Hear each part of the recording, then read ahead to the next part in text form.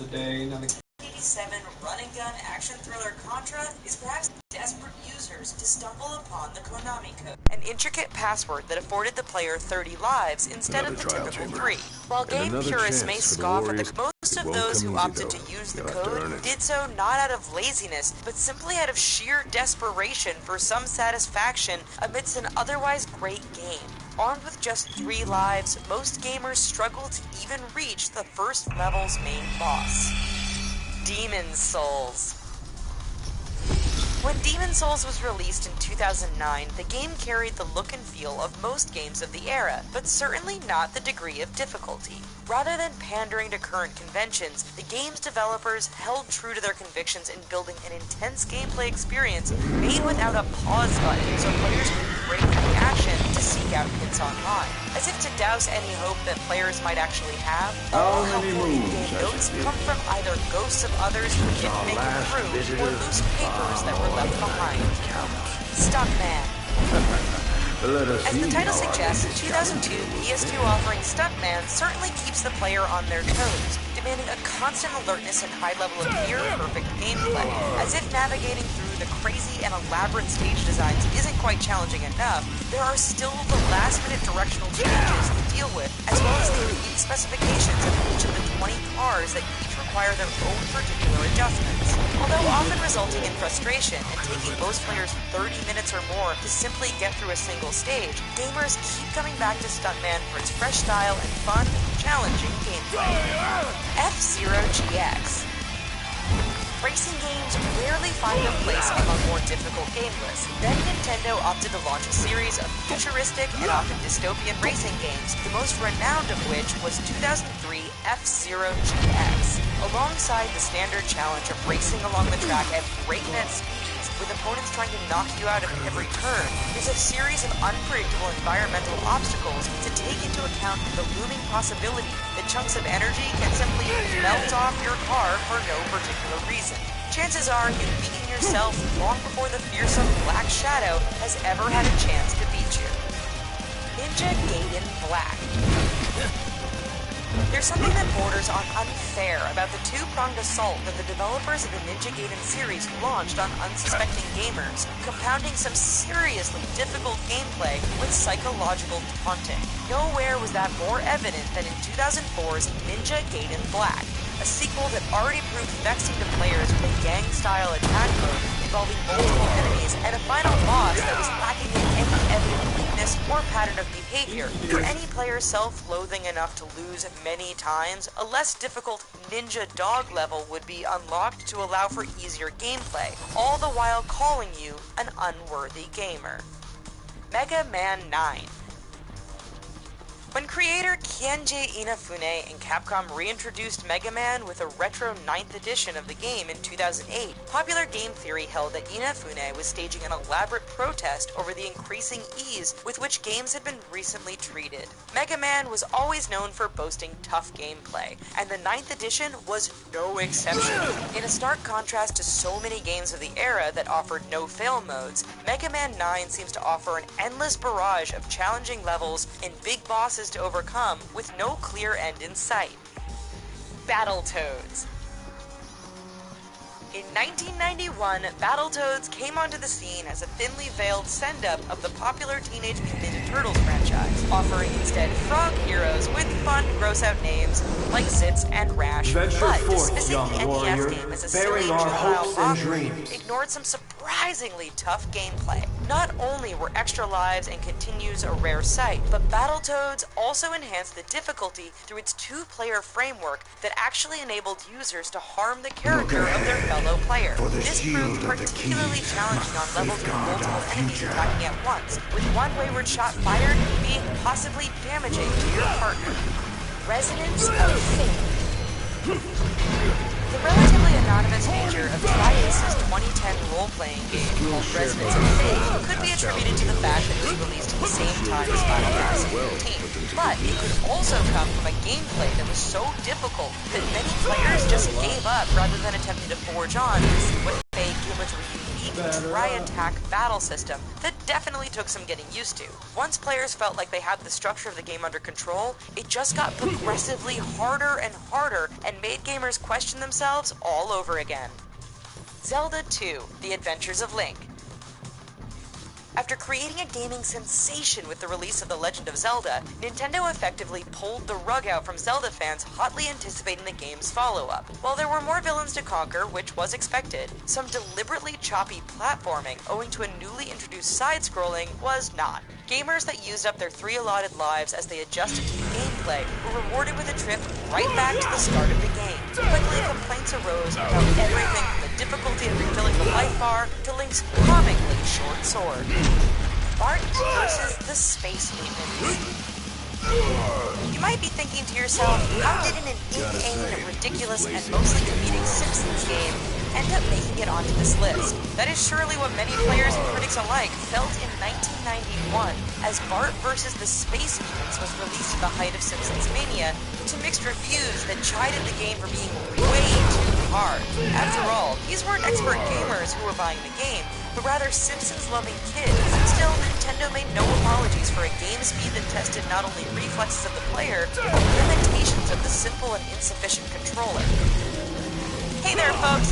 Check out our friends over at Screen Rant, the #1 channel for movie and TV list videos, fun facts, hidden facts, fan trailers, and more. Thanks!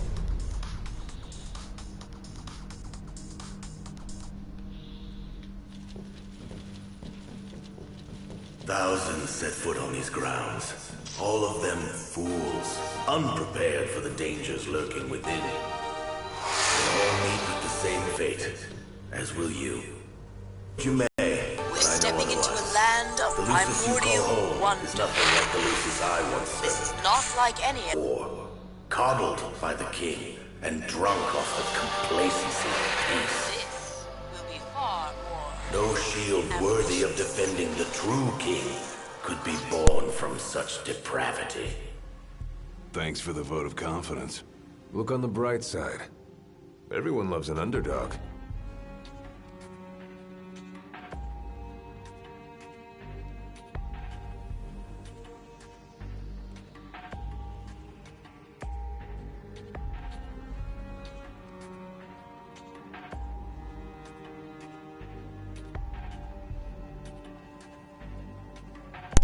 PlayStation 1 game will cost you between $1,400 and $1,750 US. There are only 40 copies of this edition of the game as the case was awarded during a 1998 E3 tournament. The case includes the game, a golden light gun, not real gold mind you, but still cool looking, and a memory card that's also golden. As you might expect, Elemental Gearbolt's a light gun game with an orchestral soundtrack and a science fantasy theme with RPG elements. It was a pretty uncommon combination of genres at the time, and the game earned multiple awards because of it. Number 14. Eli's Ladder. This is the rarest educational game ever made, and getting it for the Atari 2600 will set you back anywhere between $1,500 and $1,700 US. It's not priced so high for being an amazing educational game, they just didn't produce many copies of it. The game came with motivational stickers and a wall chart designed for children, which are equally hard to find because what kid's going to be able to resist stickers or ripping up a wall chart? The gameplay is pretty simple. You answer math questions about addition and subtraction, and interestingly enough, they advertise the game as focusing on drill and practice gameplay, which sounds like a bunch of lovely fun. Number 13, Karate, Ultra Vision release.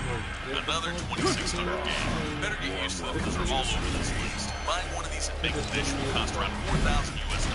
Despite the fact that functionally identical Rago release is actually pretty common. Interestingly enough, Ultra Vision intended to make their own console, but ended up only releasing 2 poor quality games, one of which being Karate, which was also sold by Rago. So basically, they're paying $4,000 for this game. It's sold by Black Builders Studio, but I couldn't find anything about them online, so I guess it's just some karate match for Bethesda. Or maybe you beat up the game card until it looks good. That would explain the price. Number 12, Enter Software's Gauntlet. No, it's not that Gauntlet, but it is an extremely rare game that'll cost you between $3,000 and $5,000 US if it actually goes up for sale. No one's been willing to part with it since the early 2000s. The game was sold for real and proper case. Instead had a flimsy foam casing that was probably included with the game. This Gauntlet is basically a children, while the main character looks like the last few days, so Number 11, Tetris, Mega Drive release. You're a Milky American. Yes, the most ubiquitous game ever. Anyways, the Mega Drive edition of Tetris is extremely rare with the cheapest copy going for around $3,000. Big once and for all, the collector's value rarely over gameplay. Not only that, but it wasn't thinking for Sega to sell the license for Tetris. Sega's produced and sold it anyways, hoping no one would notice. I guess it's not like you can mess up Tetris that easily, can you? Oh, well, yeah, I forgot about you. I think I might actually prefer to spend 3,000 bones on this than be forced to play the time against gaming that's the mobile version of Tetris. Number 10, King of Fighters 2000, English release. There's only 100 of these babies out there, so it's really hard to get your hands on this one. Not only that, but it's also completely legit. Like all games on this list, re-releases did nothing to tamper with its value, with copies selling between $3,500 and $6,000 US. I'm guessing the only reason why there's so few of them is that the Neo Geo was incredibly expensive and far from popular. So anything even remotely niche from Japan couldn't have received good sales without a decent marketing push. Not to mention the Dreamcast and the PS2 were on the horizon, so the Neo Geo was basically on its deathbed. Also, unlike most of the games on this countdown, this one's actually fun. Oh, until you get to the end and the boss kicks your ass a dozen times, but up until then it's pretty fun. Number 9, Ultimate 11 or Super Sidekicks 4 European release. One of the few sports games on the Neo Geo, you would think the European version would do better in a region that actually follows soccer. Oh, that's gonna piss people off, I mean football. Pricing for this is only based on rumors because it's just that rare, although rumors say it's worth between $4,800 and $10,000 US. It's odd that a simple region change will cause such a massive price hike. I mean, it plays no different than its American cousin, it's just the European version. This is actually the final release in the Super Sidekick series. It includes 80 national teams, and this version apparently no longer keeps track of which player scores goals. But if you play well, a boss team appears that uses SNK fighting game characters as players. Number 8, Atlantis 2. This was only given to the top players in the Atlantis 1 competition, which actually ended up having a $10,000 reward. Now, if the player held onto the cartridge, he could be doubly rich, as it can go anywhere between $5,000 and $18,000 US. It just goes to show how big Atari was back in the day. The top 4 players were sent to Bermuda to face off, although the flip side of that is no one actually knows who won that competition anymore. While it's called Atlantis 2, it's actually the same game, just made harder. You know, harder to score, the game moves faster, that kind of thing. These days, we'd call it a mod or a hack. The cartridge and packaging doesn't even have any differences from the original, apart from the white sticker on the front. Though considering the nature of collectibles, there's probably one seriously expensive white sticker. Peeling that bad boy off's probably like throwing away $5,000. Number 7, Kazuna Encounter, European release. Another game with the only pricing being based on rumors. Apparently it's been sold for around $13,000 US, but who really knows with rumors? It's been described as the holy grail of European game collecting, for whatever that's worth. It's an SNK tag battle fighting game for the Neo Geo as well as arcades, although it's actually impossible to know if it's even commercially released. Allegedly, it was released in Germany and Austria right before it was recalled, but since this all happened before the internet was cool, there's no documentation proving it either way, although I'm willing to bet SNK knows. Number 6, Red Sea Crossing. Funnily enough, the 100 cartridges made of this game were all thought to be lost to time. But then in 2007, someone found it at a garage sale, then went around and resold it for nearly $14,000 new. Then a second one was found at Medium Bob's Curiosity Shop in Philadelphia, which was resold for $10,000 US. Not quite $14,000, but that's still one valuable piece of silicon and plastic. Part of what makes this one feel valuable is that there's no emulated version to play. If you want to play Red Sea Crossing, you're gonna have to spend a lot of moolah, but at the end of the day, it's an Atari game, so it's more about the amazing rarity than it is about the amazing gameplay. Oh, you know, at least at a $14,000 price tag anyways, that's steep. For that amount of money, you could go to Vegas and have 280 good times in a row. Catch my drift.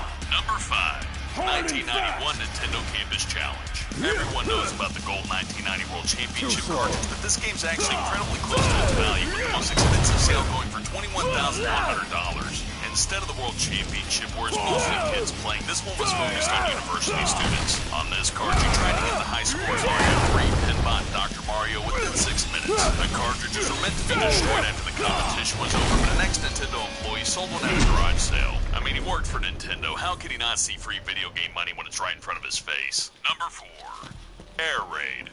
This game with its box is worth up to $33,400 US, but without it, it's actually reasonably common and only worth about $3,000. The cartridge is light blue and has a T-shaped handle, which I guess makes it harder to counterfeit, but I'm sure someone out there's at least tried. The gameplay involves shooting down flying saucers and airplanes from your own aircraft, although you'll have to take the box art's word for it, as the game's graphics are pretty rough. Number 3. 1990 Nintendo World Championships Gold Edition. Here we are, the most famous of the rare cartridges, which is probably why it's more valuable and sought after than the one-of-a-kind college campus edition. Despite what you might have read in the news last year, it never actually sold for $100,000. Its record remains $21,000, which is still impressive. The gold cartridge is mostly unrelated to the World Championships, since it was a Nintendo Power Contest prize. One grand prize winner and 25 runner-ups got the cards, but only a few have been found. Number 2. Birthday Mania. As far as we know, there's only one of these in the wild. It was marketed as a birthday gift where you'd mail it in for a personalized title screen and a space on the front where names could be written. The game hasn't been sold on the internet, so its value can only be estimated. There's only one confirmed in existence, and each one is personalized, so it's valued at roughly $35,000. The gameplay involves blowing out birthday candles, which I think is its major downfall. What kid wants to blow out candles on a day other than his birthday? Though if you're all alone, you could have the saddest possible birthday ever with it. Nintendo's my only friend. Number 1. Gamma Attack. A one-of-a-kind game that has a value of over $50,000. It's the only game made by the company Gamma Asian, and the current owner is claimed to have had offers for much more than $10,000, but more than that, we don't really know. However, since the big sale, Gamma Asian has re-released the game on eBay, and the ROM has been leaked on the internet. To be frank, it's not really fun. It's just another shooty game with epileptic fit-inducing graphics and limited motion. But it's still considered by many to be the most rare and valuable game in the world, and I'd be remiss. Never thought I'd make my way back to the tempering grounds. You said it's been 30 years. Were you as immortal then as you are now? You're Gilgamesh. If you want to know, I'll talk. Yeah. Please. The Blade Master. What was he like? I don't remember much, except for those eyes. They pierced my heart and peered right into my soul. It was like she knew my every move even before I did. Try as you may, there's no fooling those eyes. We'll see about that.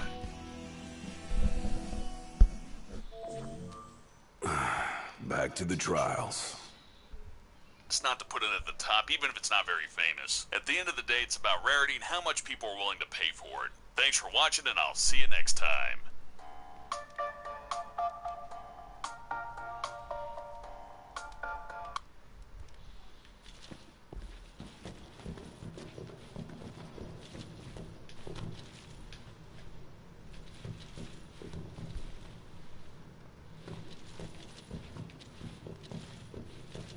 The tempering ground. Okay, Google. What am I doing? Play my warrior playlist. Dude. Okay. He who is the must both the muscle and find each other.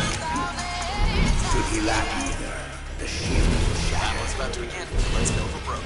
Welcome to WatchMojo.com. We'll be counting down our excellent top 10 fighting Americans of all time. Before we begin, we publish 10 videos every day, so be sure to subscribe for more video content. This list, we're limiting our picks to one entry per franchise. Characters from one fighting game share with their targets. So we're going to tonight the Pirate Raring to go! Good Captain Falcon and everyone else from the Smash Brothers series is excluded. Number 10, Saul Bad Guy, Guilty Gear series. A scientist in his previous life, Saul Bad Guy was chained when he was forcibly transformed into a gear, a magically immune bioweapon with superhuman speed, strength, and longevity. In the heat of battle, this super-powered bounty hunter knows how to do some damage. Developing his own fighting style and skilled with fire spells, Saul created the Fire Seal, a sword that increases his attack range and magical abilities.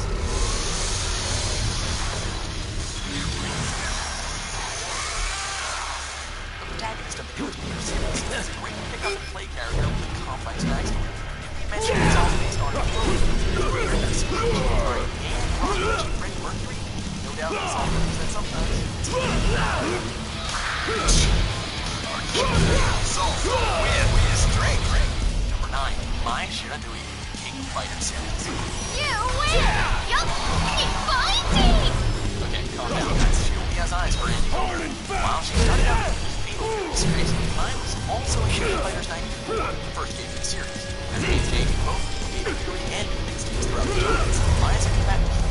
The art of shooting style ninjas. She performed like a squirrel bands and some fire tanks. Said popularity led to her making guest appearances in Dead or Alive series. For reasons. Number 8. Ragnar the Blood. Blaze with series.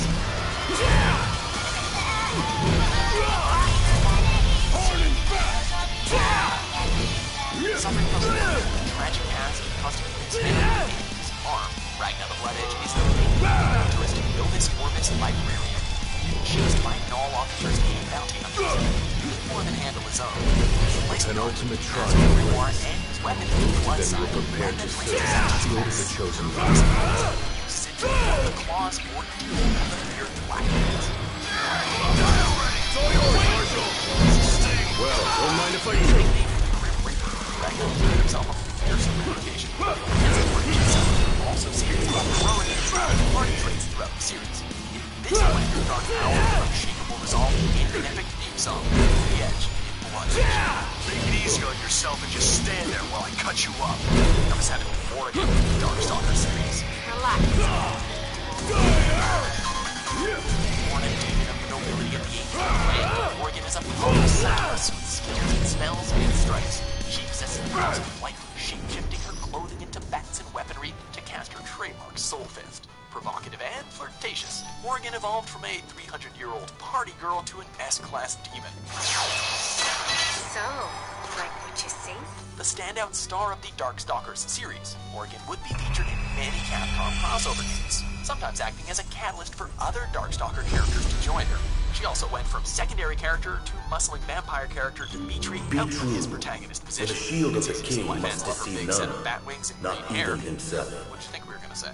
Let's play again sometime. Said and done. Number 6, Full Gore, Killer Instinct series.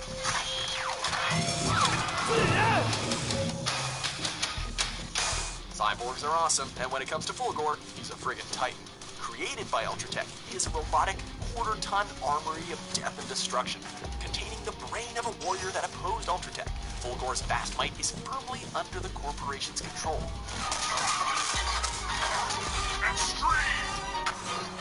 Trading off speed for power, Full Gore is who many see as the figurehead of the series. Featured on the boxes of Killer Instinct for SNES and KI Gold for the N64, that terrifying, cold, mechanical face is synonymous with actually having instincts for killing.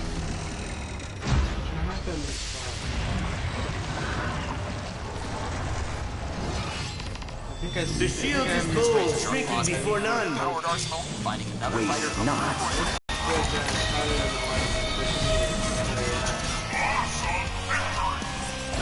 Terry Bogard, Fatal Fury series.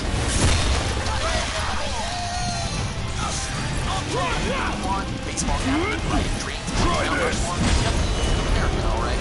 One of the legendary roles. Terry is one of the most dynamic fighting game characters in history.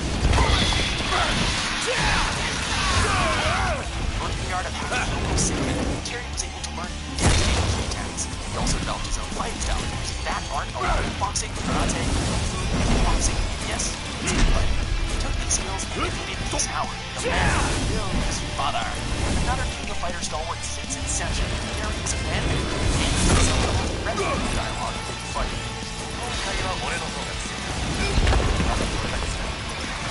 Number 4, Ivy Valentine, Soul Fuse. Characters of Summoners of the Soul Edge and Isabella Valentine, one of the worst off cases. Ivy is focused on destroying the demonic sword for a dumb prophet's obsession that led to the liquidation of her family. Both parents died shortly after. Ironically, she was the birth daughter of the Prince Mantis, wielding the Soul Edge.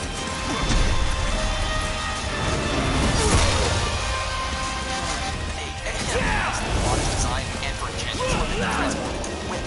Ivy was a sharp contrast from earlier characters. That contrast made her one of the most recognizable voices in the series. She can always be our Valentine. Quite severe. The isolation of the attacking souls.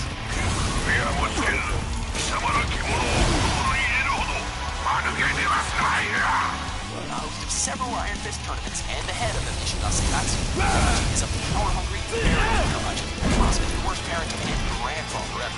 Dad or granddad has a habit of dumping families out of planes without parachutes. Kind of long flights.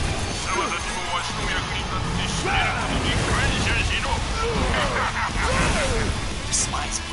He's well versed in Hiroshima-style fighting karate. And you can see him. He's shredded.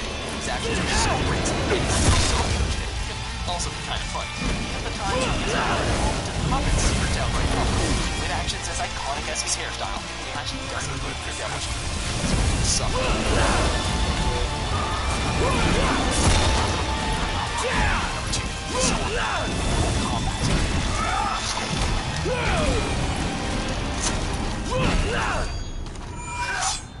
Of all of Mortal Kombat's multicolored masked ninjas, it's always going to come down to Scorpion and Sub-Zero. The Frozen Fighter is quite amazing, and so is the first Sub-Zero, Noob Saibot. But Scorpion is Mortal Kombat. You've deceived me for the last time. Are you certain of that? A minion of villains at his darkest and an anti-heroic assassin at his lightest, the undead Hanzo Asashi seeks vengeance against the forces of Outworld, especially his former master, Quan Chi. Scorpion is a quick but savage fighter, only made more deadly with his command of Hellfire and his trademark spear. While some of the other good characters have dark sides, Scorpion considered raised his and gave his deep voice commands as bonus. Now naught but the final trial awaits Before we you. crown our tournament champion, here are some other competitors that earned honorable mentions.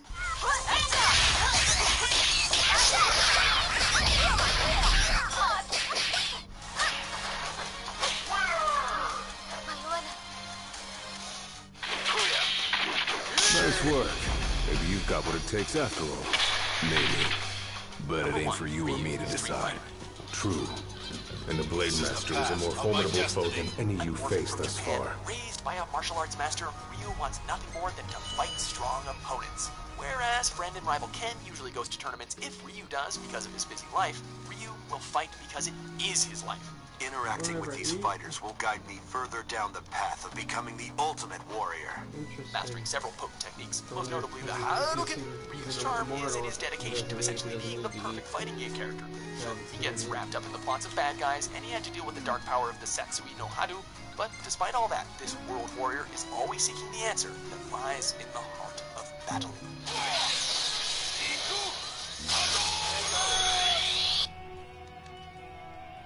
Well, what about you? I want to know what was going through your head back then. You that interested in me? Yeah. I mean, you were a lot younger than I am. And a lot brasher, too, if you can believe it. Wouldn't listen to a single word anyone said. I thought I was invincible. No one could stop me. Until he cut me down to size. I was cast out in defeat. My hubris laid bare for all to see. You really are immortal, they said. And it stuck. That's rough. Still, you made it back alive. Something no one else has ever done. And I respect that. Well, obvious. What's going on here? Something I noticed on the second playthrough, because I had to play it again, was when you first, right before you see Gilgamesh the first time, it says Core leaves your party, so it's like... Come here to die, have you? You're looking to die again. You amuse, but do not impress. You lack his conviction. Whose? He who traversed these caves some 30 years ago. Turning a deaf ear to our wails and wishes, he proceeded unfazed, eyes ever forward. Yet he proved powerless before the general, cast out in defeat. If even he could not succeed, I see no hope for you.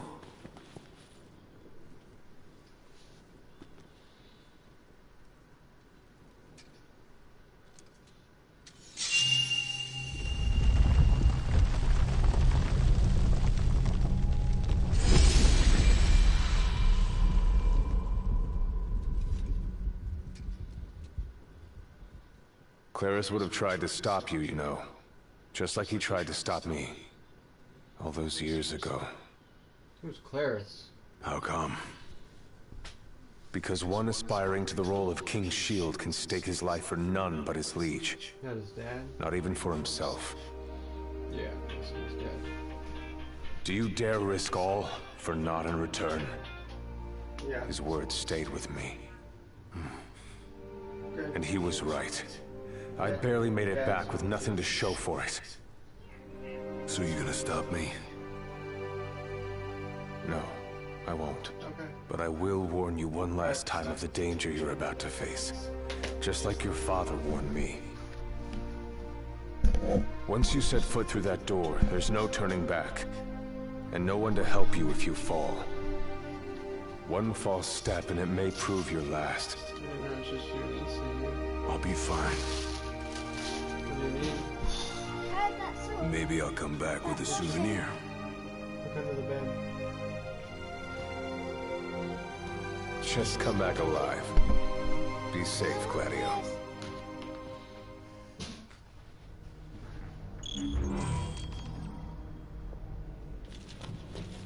Time to challenge the blade.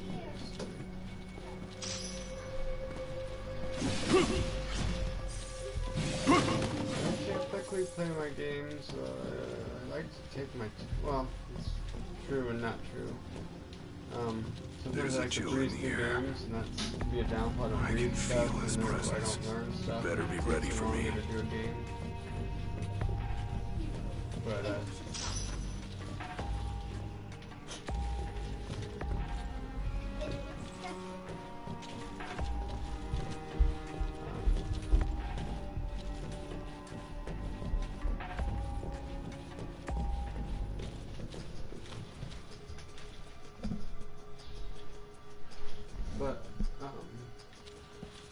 I like taking my time, so usually my playthroughs are a little longer.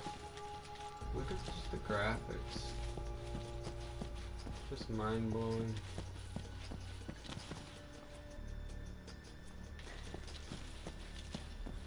Okay, it feels like a crisp morning, kind of like it is here where I am over on the west side.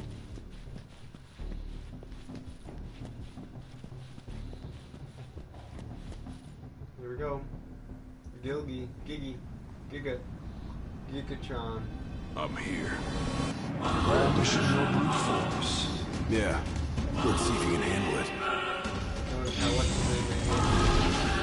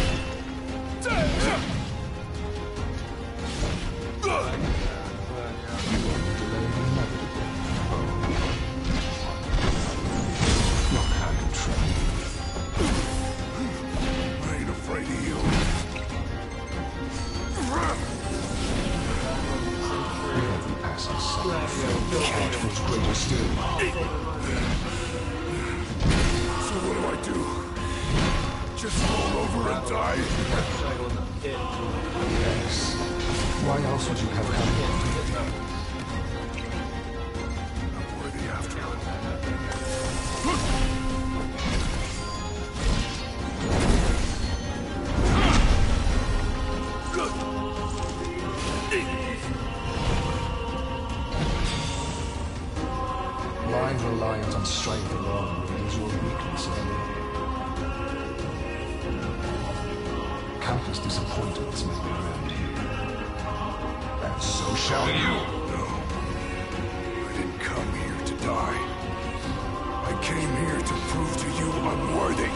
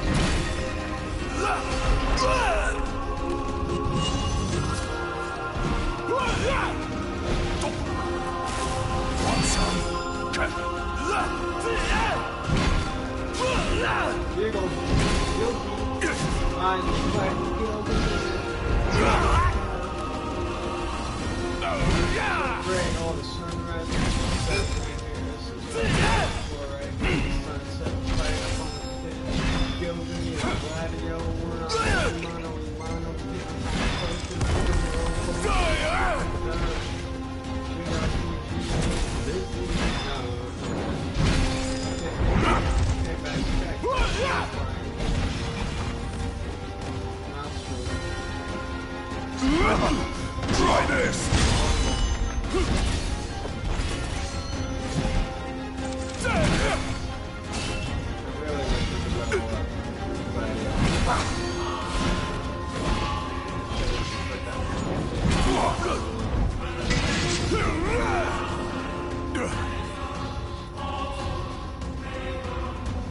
You are strong, yet so long as fear binds your heart,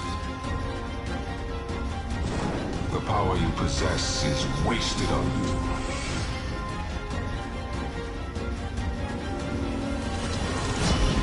Still got a few tricks up my sleeve, too.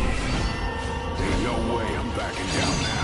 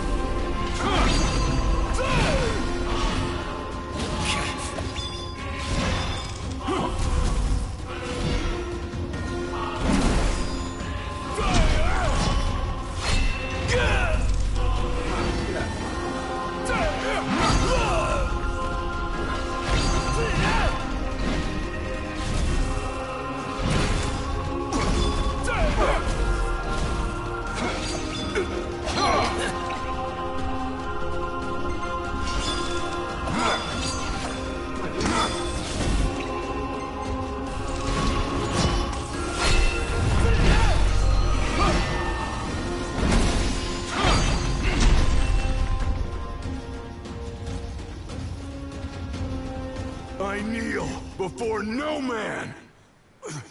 Me either. No blood? Not exactly the souvenir I had in mind. It took me a while, but I realized something. You're right. I am afraid. Afraid of accepting the fact that maybe I'm not really cut out for the job I'm expected to do. But hey, at least I'm not walking away empty-handed. I'd better get going. I may be all muscle and no metal, but I'm gonna keep protecting Noct the only way I know how.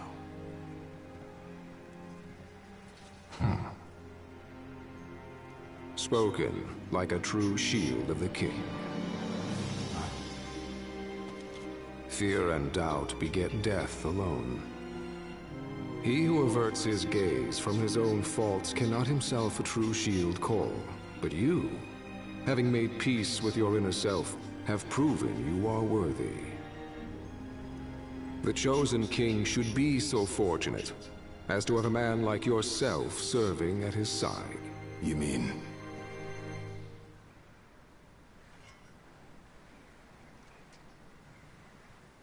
And with this glaive, I entrust my power to you.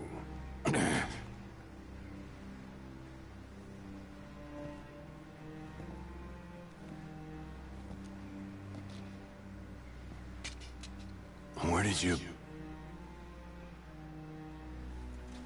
Taken from the young man who impressed me with his strength of will. It was with this very blade he stole from me my arm. But... I can't accept this. If he still walks among the living, a man of his mettle will have doubtless transcended attachment to mere material possessions. You're probably right. In that case, don't mind if I do. Now, hasten forth, with mind unclouded by doubt and will unmoved by fear. The last king of Lucis is ill fit to fight without his shield. Not core. Thanks again.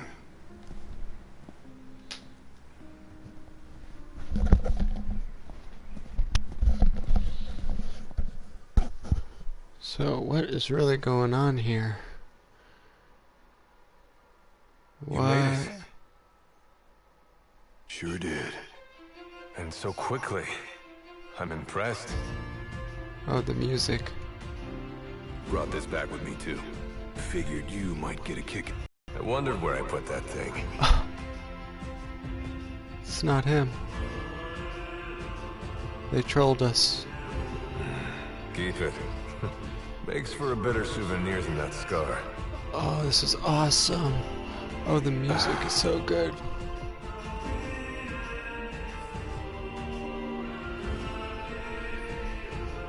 You know, he mentioned he lost his arm in battle with a real hot-headed young guy back in the day. That's so. Whoever it was left a lasting impression on him. Talked about how the guy had the strongest will he ever seen.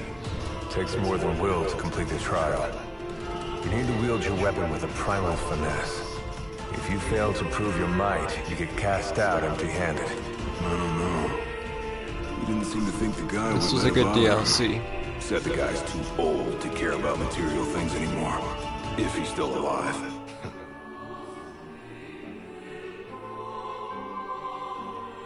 Gladio.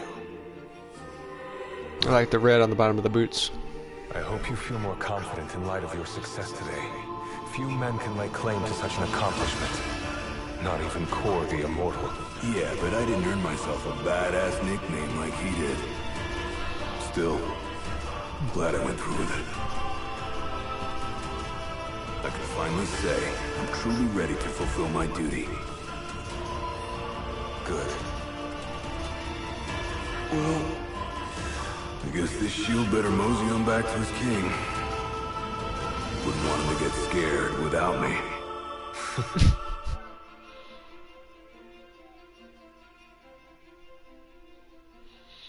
Good job, Square. Enix.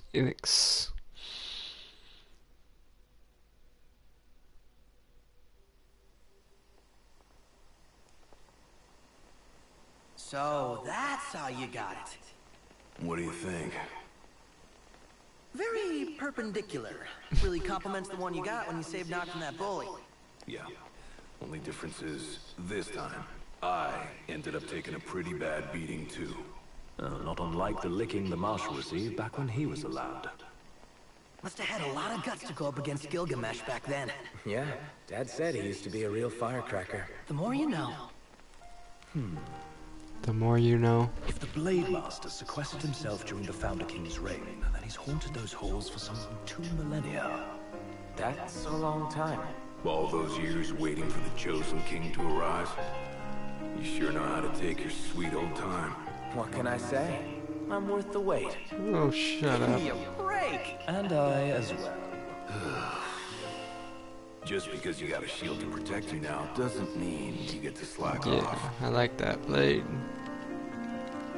But if you do, I'll be ready. Huh. Wink. Kink, kink, kink. Good job. I'm happy with it.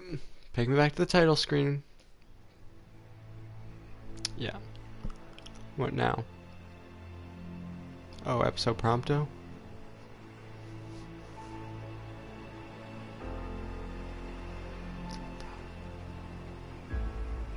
The music.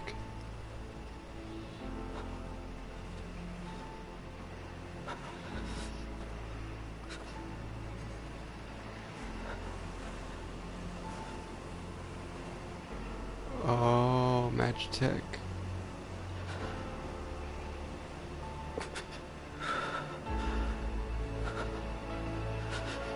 He looks young.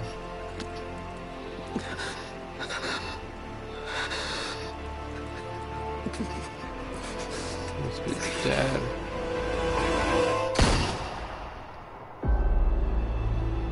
Episode prompto.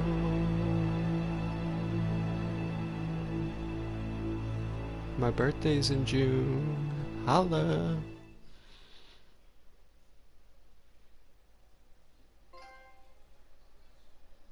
$2 hours. The 3rd at 30.